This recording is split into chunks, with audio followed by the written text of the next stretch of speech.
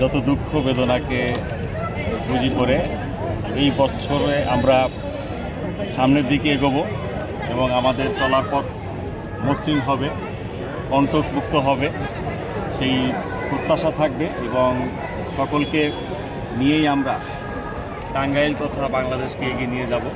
সেই প্রত্যাশাকে দেখেই সবাইকে শুভ নববর্ষ এবং শুভ নববর্ষের পথ চলা আজকে থেকে নতুন রূপে এবং নতুন বাংলাদেশ গড়ার প্রত্যয় থাকুক, এটিই হোক আজকের দিনের অঙ্গীকার। নববর্ষকে নিরাপত্তা ব্যবস্থায় কতটুকু জোরদার করা হয়েছে?